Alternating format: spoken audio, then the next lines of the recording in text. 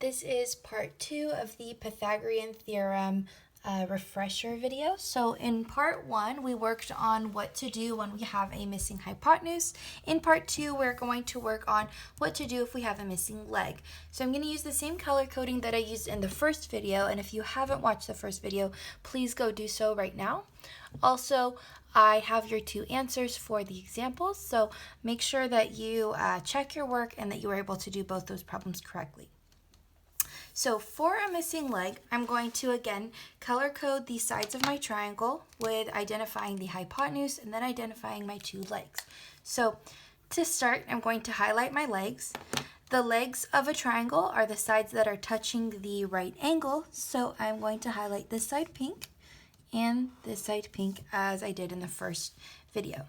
I'll also just highlight the legs of example 2 while I'm at it, and I have my pink highlighter. The 2 sides touching the right angle are my legs. So I see that it's 24, and here it is x. Okay. Now, I'm going to highlight my hypotenuse, which is now pretty obvious. It's the only side that's not highlighted, but also it is the side that does not touch the right angle. So that would make 21 my hypotenuse, and that would make 30 my hypotenuse in example 2. So now that my 2 examples are highlighted, I'm going to go ahead and get started working on this one, where I'm just going to use regular Pythagorean theorem to solve.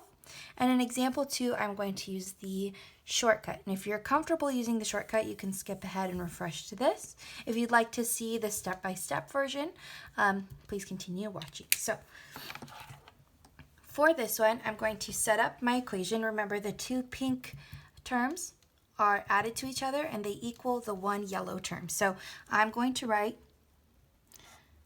x squared plus 8 squared equals 21 squared. Okay, and what I'm going to do next is rewrite it. It's going to be x squared plus 8 squared, which is 64, equals 441. Now, what I'm going to do to both sides is subtract the 64 so that I can have x squared alone. And when I do that, I get x squared equals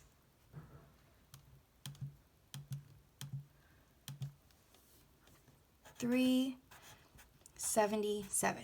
Now, when I have x squared, the opposite of squaring something is to take the square root. So in order to cancel the square, I square root both sides, gets rid of my power of 2, and I am left with x equals